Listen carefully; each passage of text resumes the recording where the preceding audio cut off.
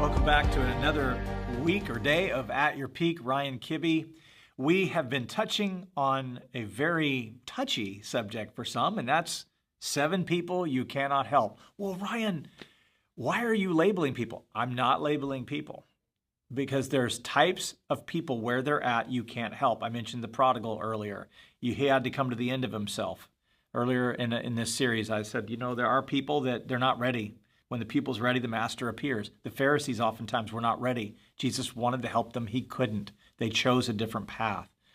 There are mindsets of people that we cannot help. And of course, as we all know, we can't fix anybody. We only point people to Jesus. That's our job.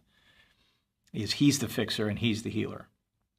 These are mindsets that we've been attacking. And so this is part 6, 7 mindsets, if you will, 7 types of people you cannot help.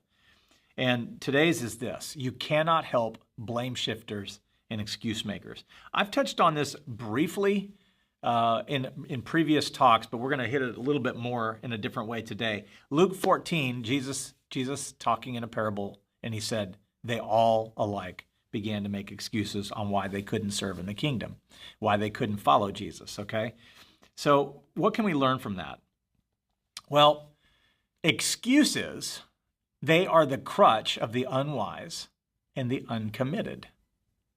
There's always a reason why they can't, and why they didn't, and why they shouldn't.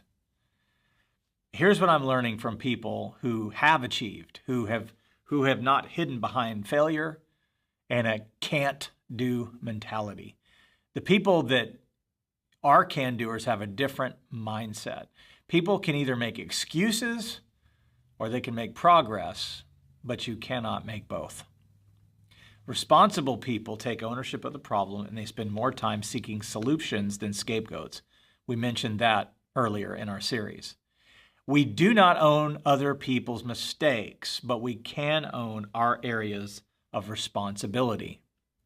And I want to add this: just because it isn't your fault doesn't mean that you aren't responsible, All right, so I want to just touch on that a little bit. And I want to speak directly to leaders, pastors, business influencers, parents, wherever you are in your sphere of influence.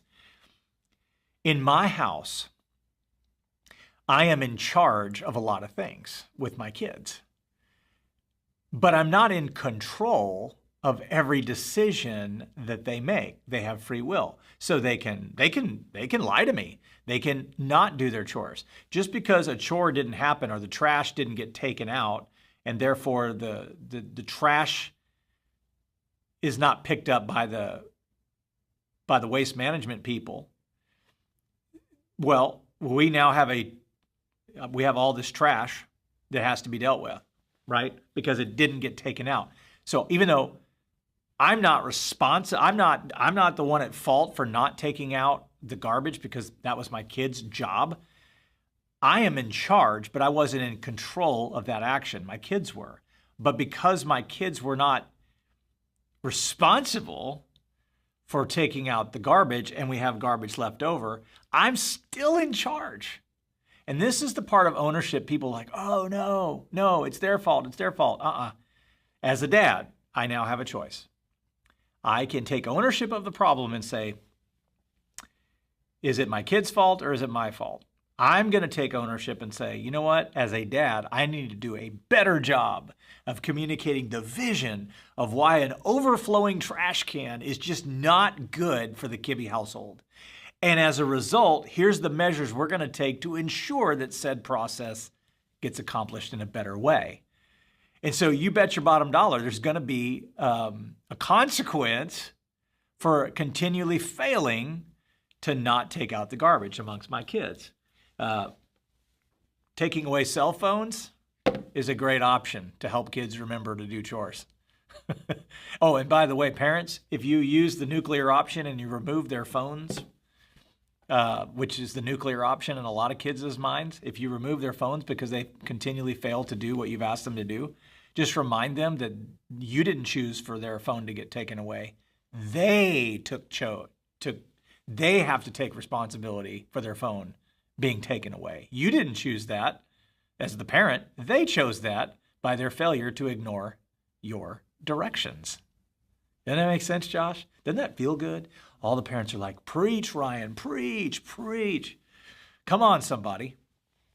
Now, that said, if my kids continually not take out the garbage and I'm in charge, ultimately I have, as a parent, got to take responsibility and say, I can't make excuses. I need to fix it. So what I'll do is if I have to do it and take out the garbage, well, not only are they going to not have their phone, but now they've just accrued more interest on things that they owe me, and they've chosen other areas. So you see how this works? I'm not a victim. I'm still in charge. I got to make sure that stuff gets out. But I'm not going to let their excuses become my problem. Ooh, that'll preach. Question to ponder. See, I'm not a victim either, and neither are you. Questions to ponder here. What is your default in those scenarios? How can you better gauge this in yourself, in those you lead? So if you're in charge of something and you're a leader or a boss or an executive or whatever, and you are in charge of this whole area and it's not performing well, you know what the last thing you need to do is throw your whole team and everyone else under the bus for their lack of performance. You could do that. It will not go well. You could do that. It will not go well.